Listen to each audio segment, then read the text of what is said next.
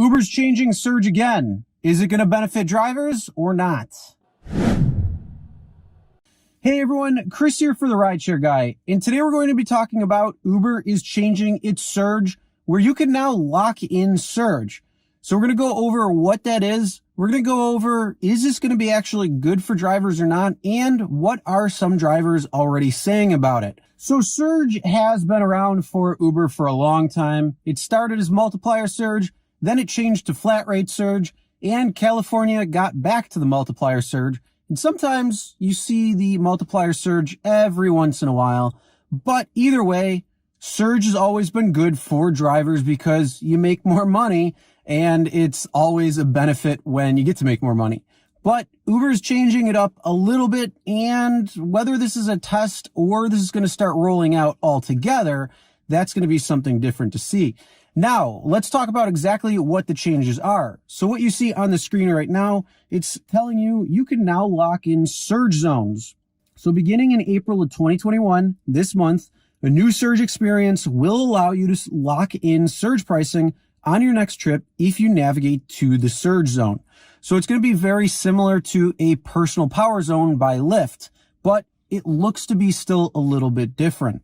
So going on, it says when you receive one of these offers, you'll be able to see more details in your app. To lock in surge pricing when you receive an offer, tap Let's Go on the offer, use the navigation to arrive at the surge area, complete the next trip you're offered.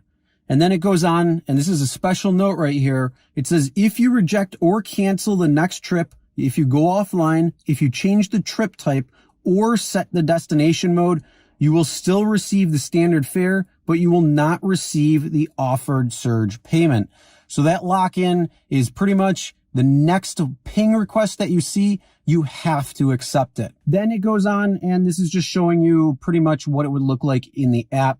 So it's just saying lock $10 surge zone in place. If you drive to the surge zone by 1 p.m. to earn an extra $10 on any trip you accept. And then underneath that, it also says locking the surge zone will disable the heat map until your next trip.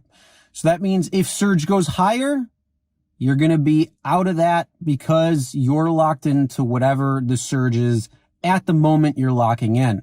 Then if it also goes away, you're going to be locked into that. So it's kind of like this wash if you think about it.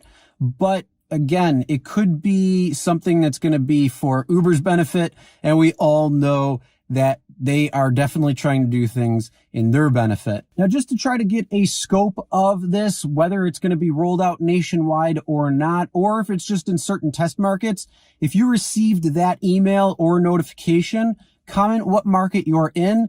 And also share your thoughts on this. Do you think that a lock-in is a good idea, or do you want to see it in a different way? Comment below and let us know. All right, so now let's talk about what are some drivers saying out there. Now, some drivers are very skeptical of this. Like I just said, they are not sure if this is going to be in drivers' best interest. It might be something that they're testing, but ultimately it's going to be something that Uber is going to roll out that benefits Uber over drivers. So who knows exactly how that's going to fare? But again, that's what some drivers are saying. Even one driver went as far and said that even if Uber offered them $1 million on the next ride, they still wouldn't believe it because they're just completely untrustworthy. So that was a kind of funny thing to see when I came across that. But either way, yes, that is one of the things that some drivers are saying. And again, I want to know what your thoughts are on that. Also, some drivers are also saying that when they opt out of that lock-in, the next offer that they're going to be receiving usually has a higher surge to it. So this again is something where you kind of have to weigh what's happening in your market. What is causing that surge? Are there enough drivers on the road? Is there an event that's going on? Is things opening back up? Whatever it is, what is going on to create that surge? And do you think it's going to go higher? So you got to make sure you pay attention to this. And then if you opt out of that price lock-in, then you might actually be making more. So that is something that you should be thinking about whenever you're on the road and trying to create a strategy for yourself. With that being said, though, some drivers are stating that if you decline too many of these lock-in offers, Uber is not going to show any surge whatsoever. So it's something that you might actually have to accept a few of these lock-ins in order to continue getting surge. So it's something that you want to kind of think about and evaluate for yourself. And again, if you've seen this, if you've taken part in this yet, or if you just have any thoughts, make sure you do comment below and share it with everybody else. Now, if you enjoy getting surge, make sure you give this video a thumbs up.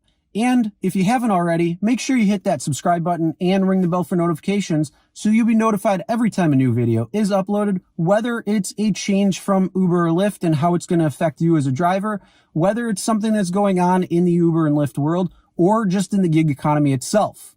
All right, everyone, drive safe.